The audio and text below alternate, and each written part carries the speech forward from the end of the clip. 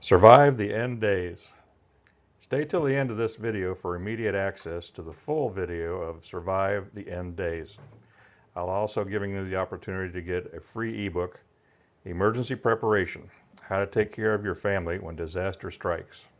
So please stay till the end of the video. Thanks.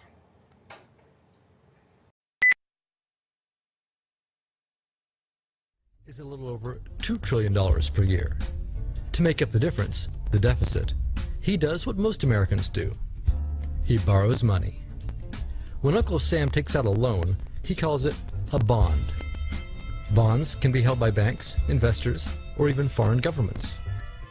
Uncle Sam has to promise to pay interest on these bonds, just as you do on any loan you take out. Ever think about paying your mortgage with your credit card? That's exactly what Uncle Sam does. He takes out new loans, new bonds, so that he can make payments on the old ones. All those loans, and especially all that interest, adds up. Right now, Uncle Sam owes about $14 trillion. To put that in perspective, 14 trillion is about the same as the national GDP, the total value of all the goods and services produced by the American economy in an entire year. It's such a huge amount of money that Uncle Sam is starting to run out of people to borrow from, and he's having trouble just paying the interest on his loans. The obvious solution would be to either cut spending or increase taxes. But if he cuts spending, the people that he's spending money on would complain that they don't have money to spend, and that he was hurting the economy. If he tried to raise taxes enough to close this gap, not only would people definitely have less money to spend, he'd probably have riots on his hands. So Uncle Sam chooses the easy way to make money. Just make it. He calls up the Federal Reserve, which is our central bank, and, like magic, dollars are created and deposited in banks all around America. The problem is that the more of something there is, the less it's worth. Same goes for the US dollar. The more dollars there are, the less each one will buy. That's why commodities like gasoline, food, and gold become more expensive when Uncle Sam does his money-making magic. The commodities aren't really worth more. Your money is just worth less. That's called inflation.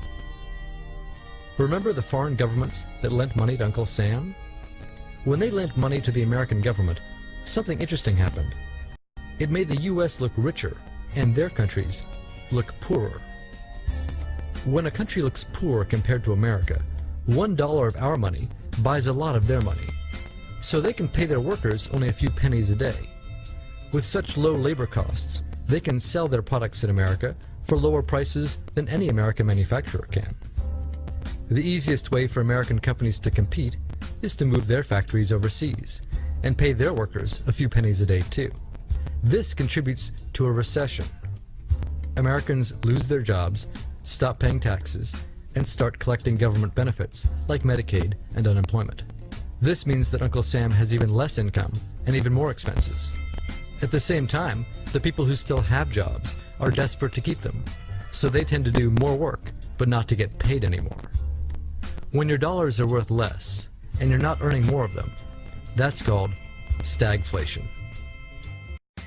And this is why Uncle Sam is in a catch-22. He can't raise taxes or cut spending without making the recession worse. And he can't have the Federal Reserve create more money without making inflation worse. For now, he can keep borrowing money, but since he can't even pay the interest on the loans he already has, it just makes his inevitable bankruptcy even worse. Whether it's in 2 months or 2 years, the day will come when Uncle Sam can no longer pay his bills.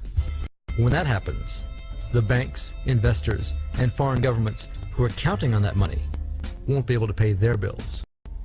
You see, just like Uncle Sam, governments, banks, and corporations don't actually have much money. Mostly, all they have is debt to each other.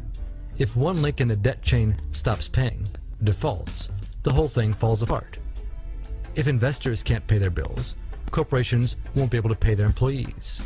If banks can't pay their bills, you won't be able to take out a loan, use a credit card, or even withdraw your savings. If foreign governments can't pay their bills, their own banks and corporations will have the same problems.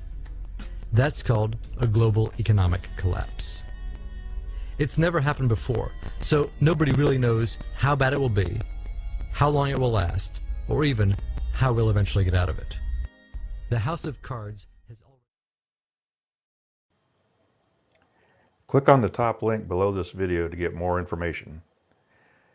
You can get your free ebook, Emergency Preparation, How to Take Care of Your Family When Disaster Strikes, and instant access to the full video of Survive the End Days. Or go to survive.gr8.com. Thank you.